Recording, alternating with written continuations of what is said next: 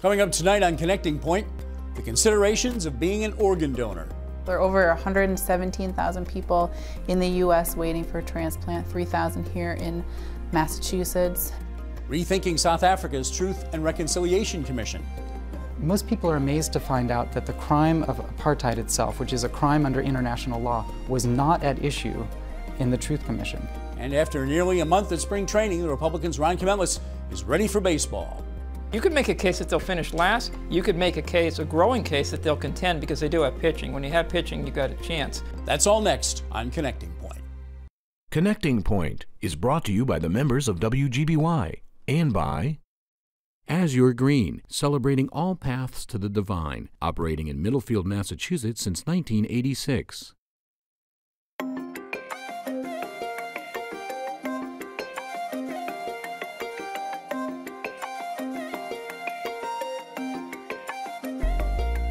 Welcome to Connecting Point for Monday, April 8th, 2013. I'm Jim Madigan. President Obama visited Connecticut today, renewing his call for congressional action on tougher gun laws. The president spoke at the University of Hartford late this afternoon. He was joined by family members of victims in the Newtown school shootings. Connecticut adopted its own new gun regulations just last week. And congratulations to Amherst College's men's basketball team. The Lord Jeffs have won the NCAA Division III National Championship. They took the title over the weekend in an 87-70 win over Mary Hardin Baylor College of Belton, Texas. They finished their season with a 24-game winning streak and a 30-2 record. Well, April is National Donate Life Month, and recently I was joined in the studio by heart transplant recipient Artisan Dennis Jr. and his father, Artisan Dennis Sr. from Holyoke, as well as Caitlin Bernabusi, public education specialist for Life Choice Donor Services. Now, certainly the decision to donate an organ is not an easy one.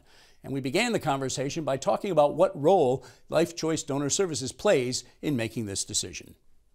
Life Choice is a nonprofit organ procurement organization.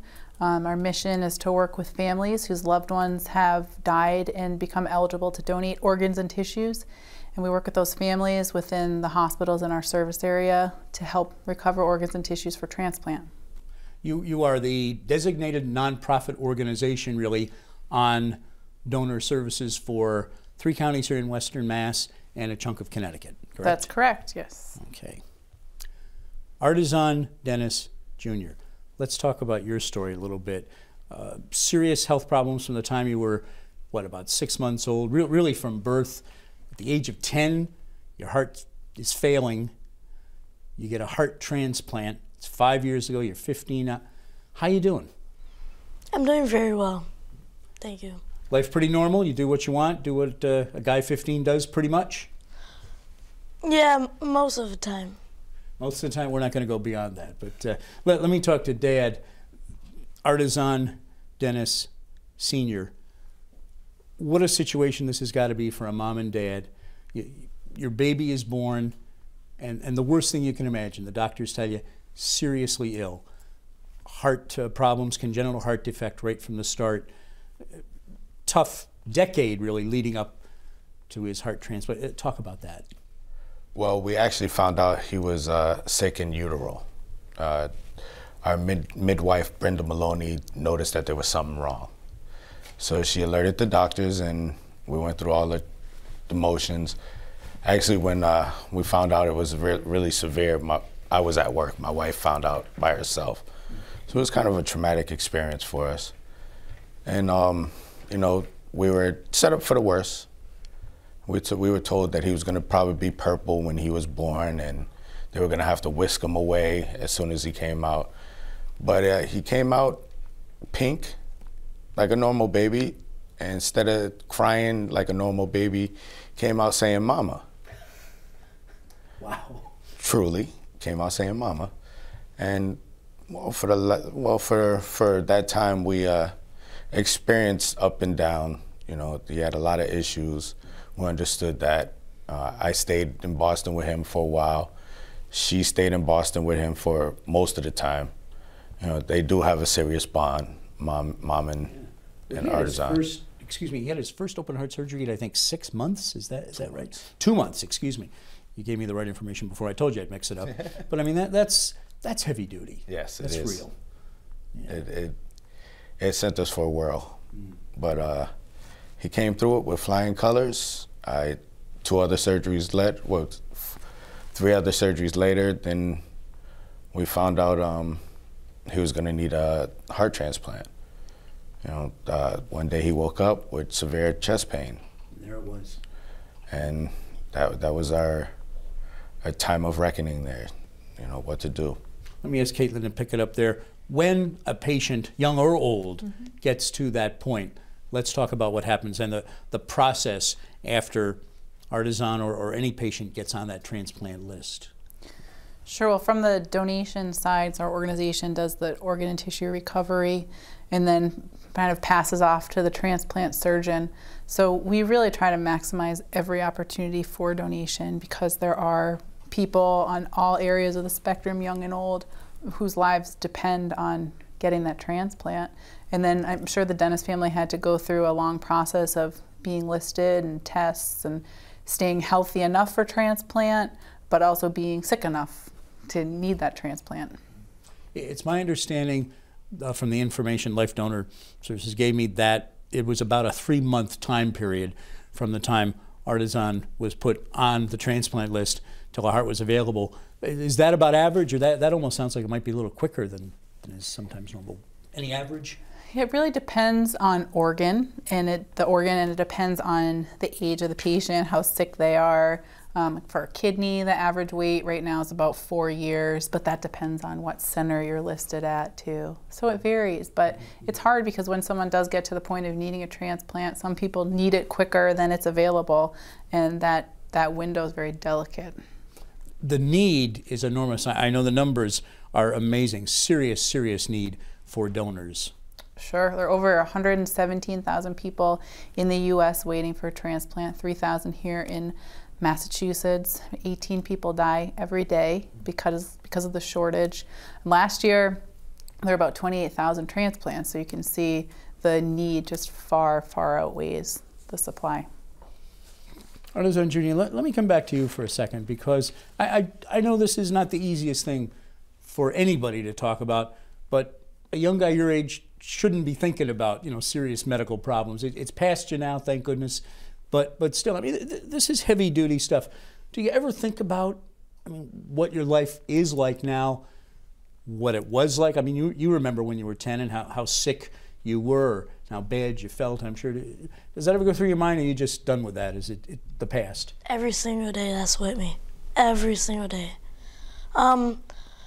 Like, I actually, when I was 10 and younger, I actually thought that was a normal kid's life. I thought that was normal.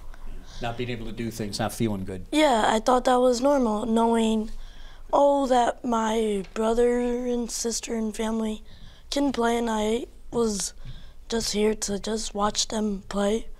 I'll go with them everywhere. They want me along, but then when it comes down to stuff like that, I'm like, oh, just waiting and hoping someday just something changed. Well, thank goodness it did. Let me ask Dad, Artisan Sr., talk to people out there. Tell them what it means to you as a dad, a parent. Your son is with you. He's okay, thank goodness. Somebody out of the goodness, literally of their heart, gave a heart. How important is it to do that? It's overwhelmingly important. I'm a donor, something I didn't think about before. Well, actually, I never thought about being a donor, but A lot of people don't. Now, I just look at life totally different.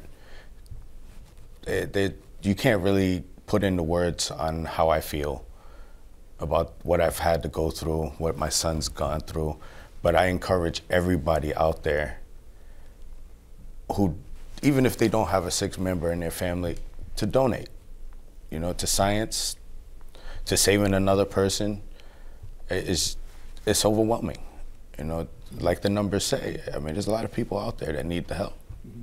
Caitlin, let me ask you about it. Let's talk about it. Really, it's something the average person should think about, should talk about with family members, talk about what their wishes and desires are. Absolutely. It's a great thing to talk about, but a hard thing to talk about.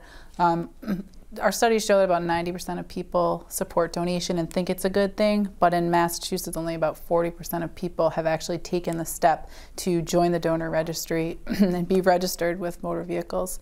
So it's just, you need to put yourself in that situation of what if you needed a transplant? What if your child needed a transplant? You would be hoping that someone else would be stepping up to give to you. So I hope that that makes people understand it. It's a community responsibility. Well, Caitlin Bernabusi from Life Choice Donor Services, Artisan Dennis Sr. and Artisan Dennis Jr. especially, thank you. Thank you all for coming in and talking about this important topic. Thank you. Appreciate it. Thank you. Thank you.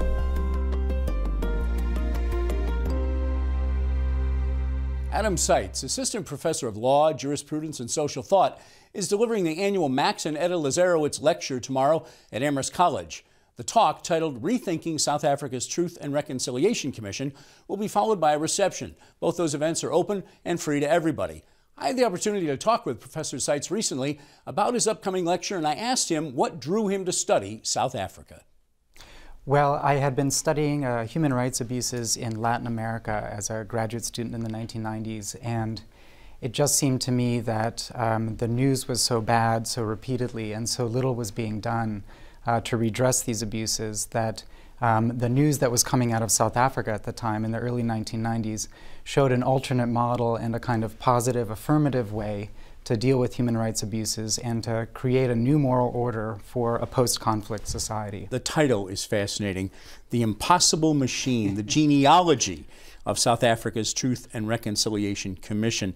Now, I know publishers often have a lot to do with that, but still, what a fascinating impossible, the impossible machine. Well, I like your inflection. You've got it just right, because with that title, I hope to indicate what I view as a deadlock in the current debate over the Truth Commission. So in the early 1990s, and this indeed was what attracted me to the Truth Commission in the first place, people were saying this is an impossible machine. It's a machine that's going to make miracles. It's going to take a country that is basically at war with itself, because there was something like a civil war in the early 1990s in South Africa, and it's going to create peace and a post-conflict society. It's a miracle-making machine. And so in that sense, it's an impossible machine. If war machines make war, impossible machines make impossible things happen. So I think there was an initial moment of enchantment with the Truth Commission in around 95, 96, when we all kind of got fascinated by what this project would entail. And then as the kind of nitty-gritty started to unfold, there was some disenchantment that started to seep in.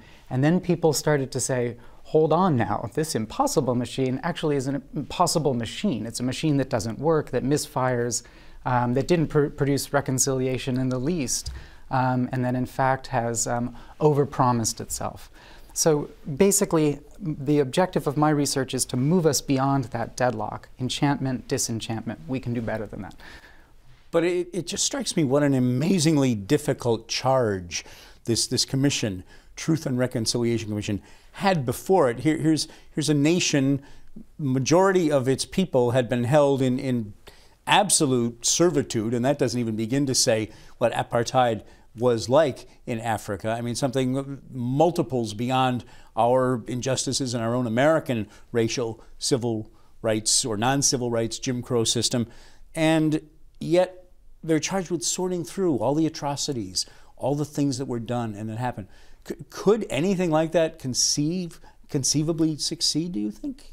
Well, I think that initially they were maybe a little bit, there was a euphoric moment around the mid-1990s where I do think that they overpromised. But when you look at the actual mandate of the Truth Commission, which coming out of the legislation that established it in 1995 was to establish as complete a picture as possible of the gross human rights abuses that were committed between 1960 and 1994. So indeed, that was supposed to produce a public record that would allow South Africans to reconcile with their past, to come to terms with their past, and therefore as well to reconcile with each other in the present. But that modest core, where basically the idea was to use amnesty as a kind of carrot to get people to confess their crimes and therefore to kind of receive immunity from prosecution on the one hand, and on the other hand, this attempt to give people a public space where they could speak about their suffering to a mass televised, radio broadcasted audience. I think that did have some kind of that did have some kind of almost revolutionary promise to it. So But at the core, it was really about this very circumscribed kind of set of crimes. So let me give yet another response to this. Most people are amazed to find out that the crime of apartheid itself, which is a crime under international law, was not at issue in the Truth Commission. The only crimes that they looked at were actually crimes that were already crimes under existing South African law, like murder and torture and so forth.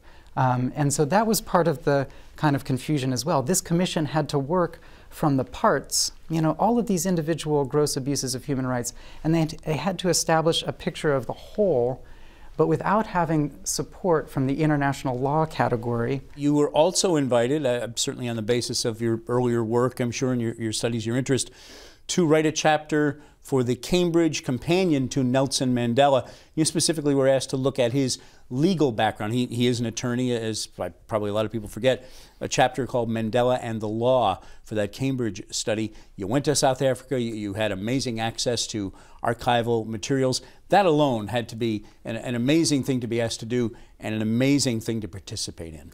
It was a great honor to be given access to his personal papers by Vern Harris at the Nelson Mandela Foundation in Johannesburg. And one of the things that became immediately clear is this picture that we've been given of Mandela from this movie called Invictus, where he's kind of the distracted sports fan who's kind of wandering off in the middle of these cabinet meetings to check the rugby scores and so forth. Nothing even close to that. Nelson Mandela trained in administrative law, and he was engaged from his notes. It was very, very clear he was engaged in the most basic, granular details of the South African transition. You can go look at those papers, and he's adding up the amounts of donations he's going to get from the Saudis. How are we going to fund this revolutionary project to transform this country? But beyond that, what really stuck out is that this is somebody who began his legal studies in 1939 at the University of Fort Hare. And only in 1989, while he's still in prison, was he able to complete, via correspondence course, his LLB degree, which is their equivalent of RJD. And during that time, 50 years, he took dozens and dozens and dozens of law classes from the University of London, from the University of Witwatersrand, and then lastly from the University of South Africa. This man read and studied in that prison cell by himself in solitude for 50 years. Is South Africa today, when you think of what it was only two and a half decades ago, change that seemed to come very suddenly, at least to those of us in other parts of the world. Suddenly the man in prison for 3 decades is the president of South Africa. You've been there not all that long ago. Is South Africa today working? You've got less than a minute to comment on that. Well, what I would say is that this is a country whose heroes run deep. We have a generation of leaders like Nelson Mandela, Desmond Tutu, and so forth. But beyond that, there are lesser-known people who have the same kind of moral integrity, the same kind of intellectual integrity.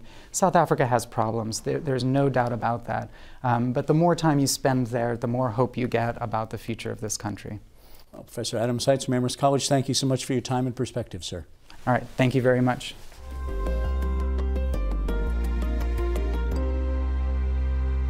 Well, it's a new baseball season and anything is possible, no matter who your favorite team is. Ron Camella, sports writer for The Republican and Mass Live, spent nearly a month at spring training this year covering the Red Sox. We chatted about some of his picks for the 2013 baseball season. This is a very hard division to forecast. I know Toronto is the popular choice because they made a lot of pickups, but they haven't done anything yet. And everybody's burying the Yankees, and I would do that cautiously because they're still the Yankees. They're going to get some of these guys back. It's a very unpredictable, it's a very fascinating division, I think. It's going to be fun to follow this year. Yeah, I'm picking Tampa because, well, they're always in it. And at some point, you got to respect them for being that type of a team. You can find flaws in them, but it will be a very interesting ride for all of them. 2013 edition of the Boston Red Sox. What's the mood of this team as we start the John Farrell era? Well, it's a very positive mood. And when he was first hired, I was skeptical that why do they have to have him? And it was obvious they wanted him. But I can understand that why they thought he could bring a positive feeling, some communication, some accountability to a team that really needed a lot of that. And what impressed me on opening day in particular, you could tell they were serious about playing a game of baseball. They ran the bases well, aggressively. The pitching's going to be good, but they really looked tuned into that game. And I have no reason to think that that aspect will be lost over time. I think they're off to a good start in the term of attitude, and I think that's very important. That's the reputation Farrell has, isn't it? I mean, a basics baseball guy, do the stuff right, and you end up with good numbers. Right, and they brought in certain types of players that some of them are not coming off great years, but they have good reputation for work ethic, for compatibility. All of these things are big issues with the Red Sox, or they have been.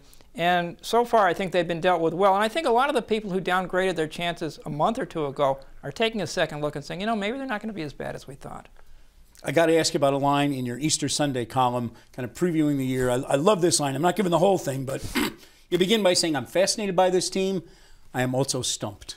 Well, for what we've said, I mean, I don't know. You could make a case that they'll finish last. You could make a case, a growing case, that they'll contend because they do have pitching. When you have pitching, you've got a chance. It's hard for me to think of them winning it without David Ortiz, but they think they're going to get him back too. I'm stumped because they lost 93 games last year. I don't think that you can just turn that around overnight. But it's a different team and a different mood and a different manager. And I'm intrigued by how high is up for this team. Jackie Bradley Jr., a rookie. For a rookie to make it to starting lineup is pretty amazing. And rare in Boston. In baseball in general, yeah, and really in Boston. Just had an amazing spring training. You were there, a lot of spring training. Talk about him, what you see. I wanted to stop writing about him. Every day I said, somebody else do something. Have this guy strike out a couple times. But every day he supplied a new reason for people to feel good about the whole thing. What I thought was interesting was the team said they didn't keep him on the roster because he was hitting 400, because a lot of guys do that in Florida in spring training. But they liked the way he approached his at-bats. He was patient. He showed a lot of qualities that young guys normally don't. They thought he could handle the major leagues because of that. And the early results say that he can. They have some decisions with him coming down the road if Ortiz does come back. But so far, he's shown that he can handle the situation, and he's a huge asset for them. Let's talk about that in a couple of ways. First of all, David Ortiz. Again, he's been the heart and soul, Big Papi, the heart and soul of this team in so many ways, really going back to 2004, and really was a spirit that got him to 2 World Series. What's the scuttlebutt? What's the thought about his future? I'll give you my thought. I'll believe he's out there when I see him playing. And the reason I say that is because I look back in the archives. When he was first injured in July last year, they said he'd be out for a few days. That was about 265 days ago. So there have been stops and starts, and I have no feeling that once he does get out there, this can't recur. He's a big man. He's an aging man. He's running hard. I don't have a good feeling about that. I hope I'm wrong. They think he'll be back by the end of April. We'll see. I hope so. Another thing about Jackie Bradley Jr. I want to ask you about it, and you I think kind of alluded to this when you said, you know, they see a maturity there, and they see Boston's a tough place to play baseball. And I'm just talking the athletics of it. No question. People watch you there, media watches you there like very few other teams. Yeah, and it's not just media now, it's the Twitter. It's everything you do and everything you say is picked apart like a Thanksgiving turkey. He has not experienced that yet. He's been wonderful to deal with. He's a nice guy, and he's a mature guy. He is heading north for the opening home games into the maelstrom. And I think he'll handle that well, but there's a lot to deal with. And I wish him well, because he has the makeup where you think he's going to be able to do it, but he hasn't been through that yet, and we'll see. Let's talk about starting pitching, and it looks like the 1-2 guys are going to be John Lester, Clay Buchholz. They looked good in games 1 and 2 for the most part, but what's your sense? They look great all spring too, and in ways that make you think they can build on their success. It didn't look like just Grapefruit League statistics. They're working a little quicker, they're more efficient. I think the Farrell influence has been good, and I also think the underrated hero in this is the pitching coach, Juan Nieves. He really seems to relate well to all these pitchers, and they're all on the same page. I've always felt Lester would bounce back. A lot of people wanted to trade him. I think he's still a good pitcher. Buchholz too. I'm optimistic about them. And I know you've talked about the bullpen. It's a deep, solid bullpen, you think? I think so. You know, one person that people had a lot of questions about was Andrew Bailey. I think it's too soon to cross him off. He's looked good lately. Joel Hanrahan, he's another guy that we'll see how he handles Boston, but there's no reason to think that he can't. And Koji Uhara, very underrated, good pitcher, left-hander Andrew Miller. There's a lot of weapons out there. Tozawa, I like their makeup a lot. Let's talk about a couple of the veteran position players that have been so important. Dustin Pedroia. Everybody loves him. He's the amazing guy. Doesn't look like a ball player, but wow, what a ball player. You know, Good year. The interesting thing about Dustin this year is that there hasn't been a lot of talk about him. There's been all this fascination with Bradley and the pitching and the manager and so forth, and Dustin's been able to go about his work, but he's going to be an all-star player if he stays healthy, and he's the guy you can build around and depend on. Another guy that's been important going back a few years, really, in rookie year out in Colorado. He did a great job in the World Series there. Jacoby Ellsbury, and yet with 30 seconds left, he's had a lot of injuries. He seems to be kind of injury prone. What's your sense? Strong and healthy 2013 for him? He's healthy now, and that's all you can judge, because if he's healthy, he's a crucial element to this team, and they shouldn't trade him if he's healthy. That's been a big question with him. He looks strong in spring training, doesn't he? Fine. He's fine. As we speak right now, he's fine. I hope tomorrow I can say the same thing. Brian Campbell, you're going to have a fun time, I know, covering this team this year. Thanks for taking some time to be with us. Thank you.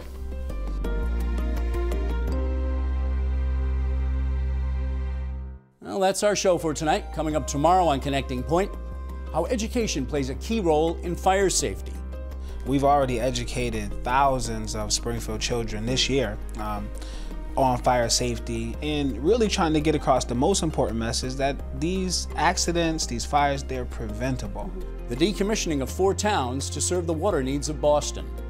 But the town hall was taken down. Everything was lost. So this is why I compare it to a tornado. There was total destruction.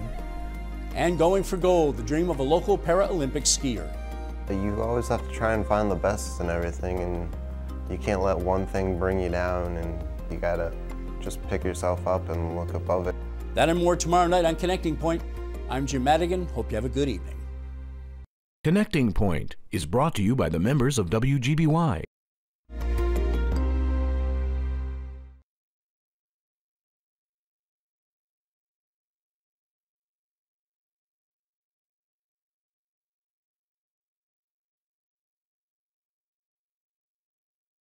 That's what I said when I saw it. Yeah, wow. Was that right? Really? Really? Wow. Now, what do you think of that? I think that's awesome. You won't want to miss